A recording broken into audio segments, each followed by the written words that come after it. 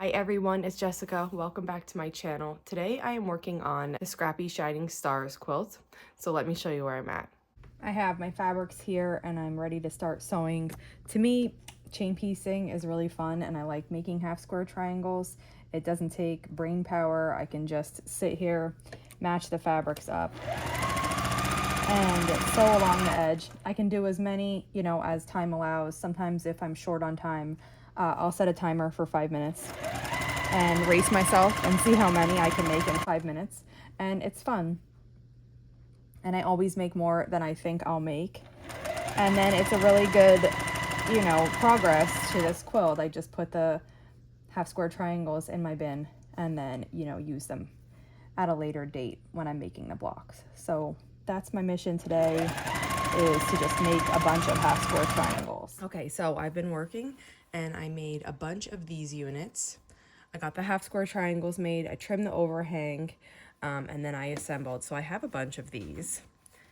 And then I did a bunch of these units also. Both of these stacks are really easy to make because once you have the half square triangles, you just sew the piece together. The final unit takes a little bit more time. So I have most of it together here.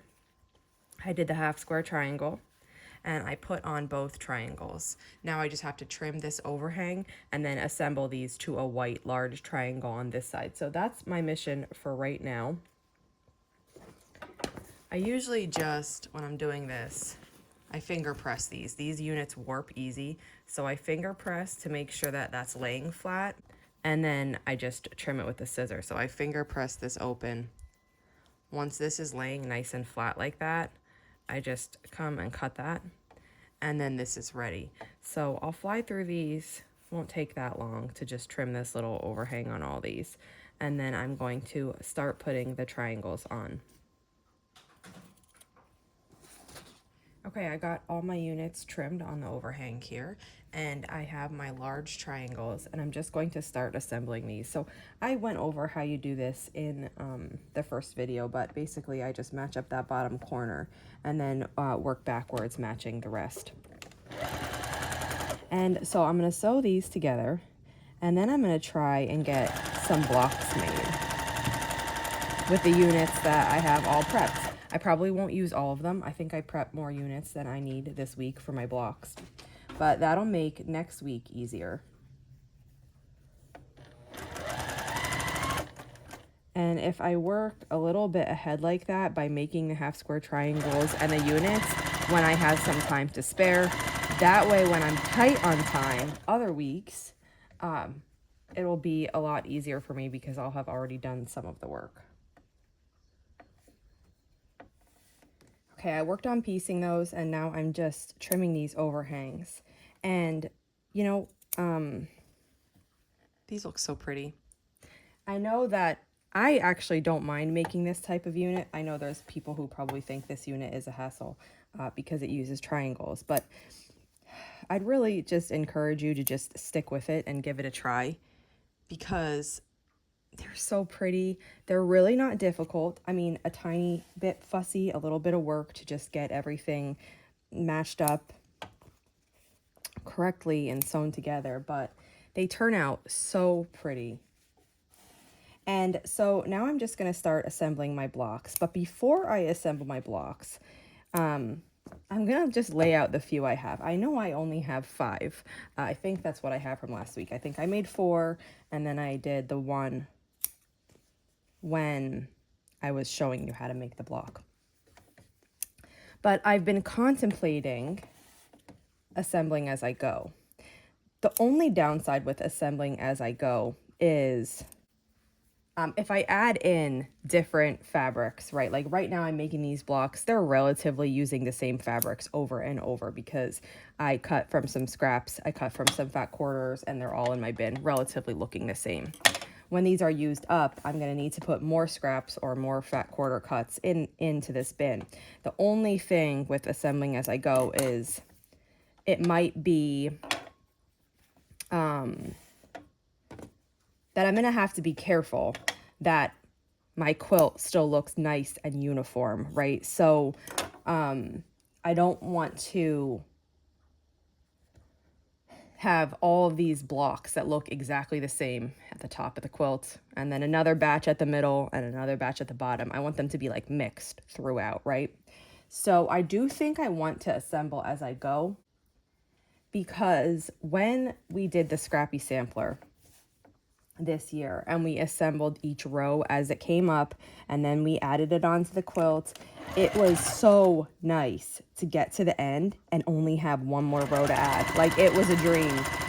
And while we worked on that quilt for a long time, it was a lot of work spread over a long time. It was so nice by the time that it ended to not have to worry about going back to the beginning and figure out where every block goes. Now, this one isn't necessarily that, because it's a 1-block quilt and each block just goes in the same exact spot. You know, you can decide. But it would be nice to get to the end of this and have an almost completed quilt top. So I think what I'm going to try to do is assemble rows. Assemble rows, and while I don't ever do this, I think I'm going to press the row as we go. And then that way, I don't really have to worry about assembling the whole quilt top at the end. I can just take the rows, I can lay them out and look at them to make sure I'm getting like a really nice, even, you know, dispersal of the prints that I've used, and then sew them together. And then my quilt top will be finished rather quickly, rather than just waiting until I get to the end and then having to lay all the blocks out and assemble. And a lot of times when I do a scrappy quilt like this, I don't look at the blocks. I grab on purpose. I don't lay it out. I grab and I randomly put together because I love the randomness of it. And I don't want to overthink it. And I that's usually how I work when I do a scrappy quilt. So I wouldn't necessarily plan the blocks out anyway. I am excited to start to put rows together.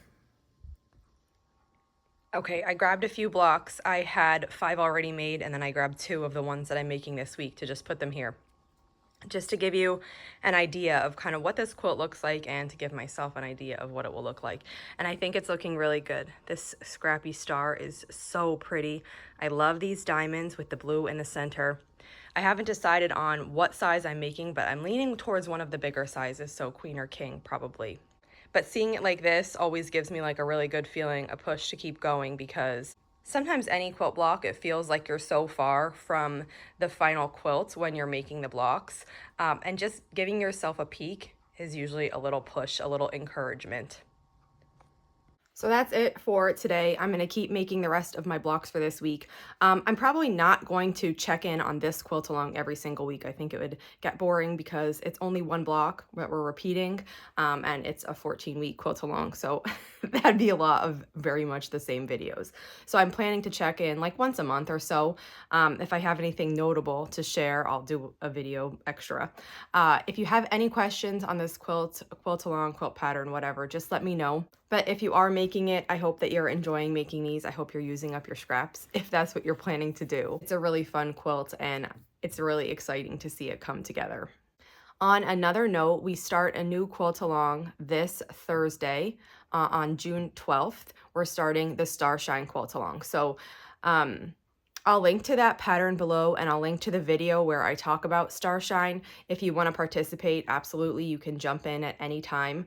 You don't feel like you have to already have your fabric, like you're late. No, it's, you know, you can just start quilting with us. Like I've mentioned before, for my quilt alongs, right now there's no sign-ups. You just jump in and follow along. I have all of the information about the quilt alongs this summer on a post on my blog. I'll link to that below in case you haven't heard of it. I'm doing 5 of them, so there's plenty for you to choose from. They're all different, so I hope that, you know, each one grabs somebody's interest and you feel inclined to join. And basically, you just follow the schedule. We make the quilt at the same time. I'll post videos here as the quilt alongs go on. And also, if you're on Instagram, I'll be sharing there a lot about it too, just because that's where I usually share my daily work. So once again, if you have any questions, let me know. And if not, I'll see you back here soon. Thanks for following along.